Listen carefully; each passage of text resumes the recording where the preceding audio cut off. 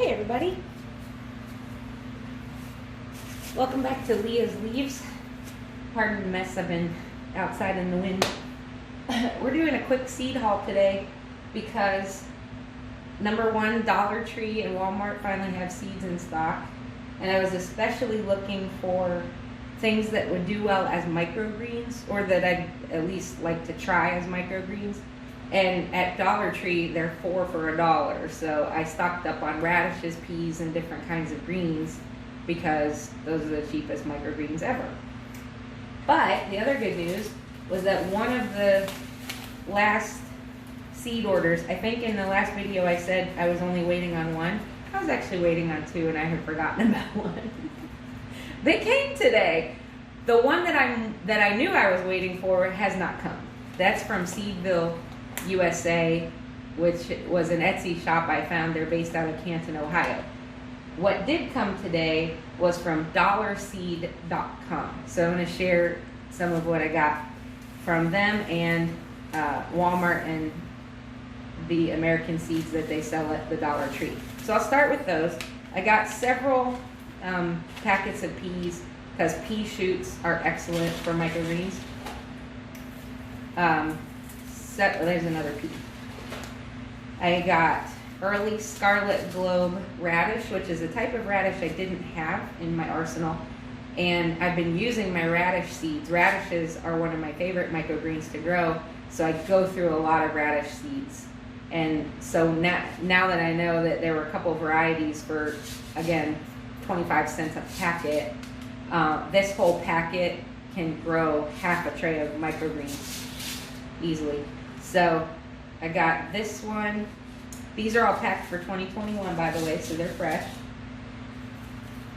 A couple of leaf lettuces, Harris Island Cause, iceberg. I have some lettuces in my collection already, but I'm growing a lot of lettuce in my garden. So these I'm kind of just dedicating to microgreens space in my grow lights. More early scarlet globe radishes, more cilantro. And it wasn't until I got in my car to come home that I was like, why in the world did I buy cilantro? I saved seeds for my cilantro last year. I have 2 enormous packs of it. 25 cents later, I have more. So I'm going to grow some of those as microgreens. That's no problem. Some French breakfast radishes, again, microgreens, because I have other French breakfast radish seeds to plant outside, but I'm interested in growing these as micros. And then mixed color Swiss chard. I love Swiss chard. I eat a lot of it. In fact, I went outside last night to clean up my chard plant. It's a biennial and it just finished its first season and is entering its next. And all of the center leaves were still edible. So I just trimmed the outer leaves. I picked a few of the edible ones, and by a few, I mean 2 enormous handfuls. There was a lot. They're beautiful, and they winter so well. I've never covered them. I didn't have to do anything. We've had cold winter too. We've had regular 20, 25 degree nights for several weeks now. And it was some of the tastiest chard you'll ever eat. I made mine. I had some Smithfield spiral ham pieces, so I grilled those first to toast them up and brown them a bit, and then I washed and tore up the Swiss chard into smaller pieces and just threw it in the pot with the ham and like 2 tablespoons of low sodium soy sauce and about 2 tablespoons, maybe not even that, of maple syrup to make sort of a sweet and salty brine for the chard to cook in. I didn't add any other water, and then I just put the lid on it, put it on medium, and let it simmer and steam the chard. And the meat stayed, those Smithfield hams have a little sweetness to them anyway. They're like honey glazed hams. That was a delicious meal. Really simple, 4 ingredients, and really tasty. Okay, from Walmart, I picked up the most beautiful poppies I have ever seen. I've never seen this variety anywhere and I found it today. They're California poppy. They're called Watermelon Heaven. Yes, please. Yes, please. Aren't they just gorgeous? They only grow to a height of 10 inches. I needed smaller flowers. I have loads of tall flowers, but I needed border flowers for the front of my flower beds. Okay, they're wonderful. And then the rest are more microgreens things. Endive, or if you prefer endive. Endive, green curled. Mesclun sweet salad mix. Lettuce gourmet blend. 2 packets of rocket arugula, because any I don't grow as microgreens, I will grow in my garden. I love arugula. You know me, I like all things spicy. And pak choi. This is the peach version. It's the white stem. They grow in 45 days to maturity, but they make excellent microgreens. So that's that. Now, DollarSeed. As soon as the order came, and I was like, what in the world? And then I remembered, I ordered this eons ago. Let me see if they put the December 30th is the date of my invoice. Today is January 19th.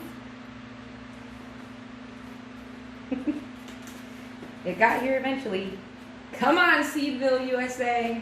I know it's actually not their fault. I know that they shipped it because it did move around, and the United States Postal Service told me that it made it all the way to Maryland and then vanished into the ether. We'll see. Okay. By the way, DollarSeed.com. This is the whole gimmick. It's wonderful. It's $1. Every pack of seeds on the website is $1. Flat rate shipping. $3. $3. I bought 14 packs of seeds. They gave me a 15th for free. I paid $14 for 15 packs of seeds and $3 of shipping and handling. Hallelujah. Bless you, DollarSeed. The first one I got was cranberry beans. I have some Vermont cranberry beans, but I intend to grow more beans than ever before this year. I'm growing some of these in among the corn and squash, and also some I forget, yellow wax beans. They have a specific name though. Gold Rush bush beans. I'm growing with my corn. But I want to grow some, I'm dedicating some space to trying some of these that you can eat fresh, but you can also grow them for drying. I eat a ton of beans. I don't eat much meat. Since my mom moved in, we have meat in the house all the time because she's a big, heavy-hitting meat eater. I'm not. I don't not like it. I just don't eat a lot of it. I eat more of a plant-based diet when I'm on my own, which means that things like this are mostly where I get my proteins most of the time. So I want to start figuring out, I don't have a lot of land. I don't own acreage. I can only grow around the perimeter of the house that I'm living in while I'm the pastor at my church. So I'm trying to dedicate some space to grow this kind of thing and try drying beans. If it turns out that it's not a productive use of my space and that I really just need to go to the store and buy them, I'm okay with that, but I'd like to know for sure. I guess I just want to try it for the sake of trying it. Does that make sense? This was the free one. Lettuce oak leaf. 244, no, that's not right. 90% germination rate. They didn't put the approximate seed count, but I don't know if you can see this.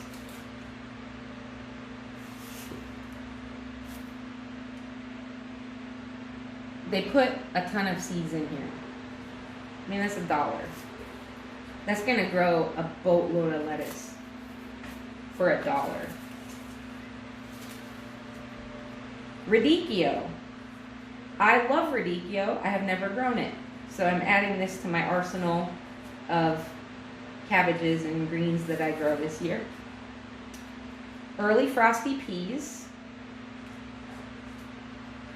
a gourmet mix of lettuce, 275 seeds for a buck. I ordered 2 of these curled cress. These make excellent microgreens.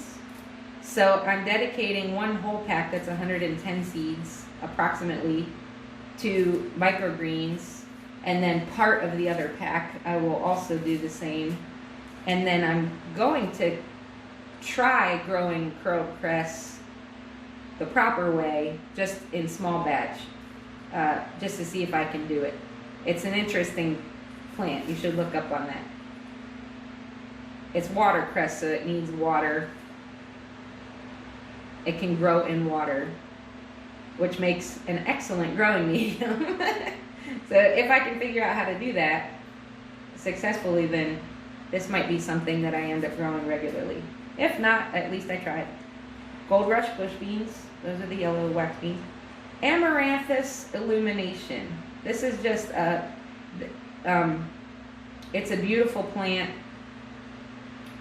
and I've never grown it before. I'm growing amaranth for the first time right now in a microgreens tray, but I'm not growing any in ground because it grows big. However, at my mom's property, she'll have space for me to try some on the perimeter of her woods in one of the sunnier spots. So I am going to get to plant some and see how it turns out. These are Bachelor Buttons, because I'm growing a lot of those this year. Some for my house, some for the church's, the exterior of their picnic pavilion, and some for my mom's house. So I have another packet of Bachelor Buttons. These ones are blue, and the other ones are a variety pack that have white, blue, and pink. Alyssum, carpet of snow. This is something else that as ground cover, mostly at my mom's house, that I'll be growing. So this is my second packet of that, because I have several spots around her wooded acreage and around her new house that she's building, to be able to put this out as ground cover. Some of her property was deforested for the installation of the drip field, and now the trees are gone. There's nothing to hold back erosion. They took every tree that keeps her steep landscape from eroding. So we need to get some shallow rooted plants and vining plants and creeping plants like this on the property as soon as possible to begin holding that soil down. Red coneflower. So this is red echinacea. The purple coneflower is the more common one. I'm going to grow these as a mixture. I'm going to have both red and purple intermixed. Wonderful and medicinal and beautiful and easy to grow. Sunflower, dwarf sunspot. I like dwarf sunflowers for some of my land, partly because they grow faster than the tall ones, and partly because they're shorter, they don't require additional staking and stuff like that. And for me particularly, I'm growing sunflowers this summer and fall to block the view of my septic tank that sits above ground. Just so people can look at pretty flowers instead of my poop. So I got the dwarf varieties there because they'll grow to about 5 feet tall, 6 at the most. They'll live a good life, and then just when it's time to start filling the propane tank again, I can knock those down, and I'll save seed heads from a couple of them, but the rest the squirrels and birds will have, and they'll be happy through the winter. Pink Sweet William. I love Sweet Williams. I had never had the pinks variety, so I got those from DollarSeed. That's 200 seeds for $1. And then this one is just a wildflower mix. I can never have too many of these. Again, thinking about repopulating mom's land. I have some shrubs that aren't staying, but I don't have anything else permanent to put in place. So little mini wildflower meadows in my micro garden just attract so many beneficial birds, butterflies, bees, and other insects, ladybugs. ladybugs loved my zinnias last year. And I love having ladybugs around because they eat aphids. So they're friendly. 100 seeds. So good. And that's what I have to show you today. When my Seedville, USA order comes from Canton, Ohio, by way of the United States Postal Service in Maryland that's holding my seeds hostage, I have a sneaking suspicion, though I'm not going to research it to find out if I'm right, because why bother? But I have a feeling they were going to go from there to DC Metro to Richmond, Virginia, to my house. So, given the fact that the Capitol building was attacked on January 6th, that's only 13 days ago. We're inaugurating a new president tomorrow. National Guard is everywhere. They've cut off inroads to the city. So my guess is that as soon as all the kerfuffle kind of dies down, we'll see in my region here in Virginia some of the shipping routes picking back up to close to their normal pace eventually. I sure hope.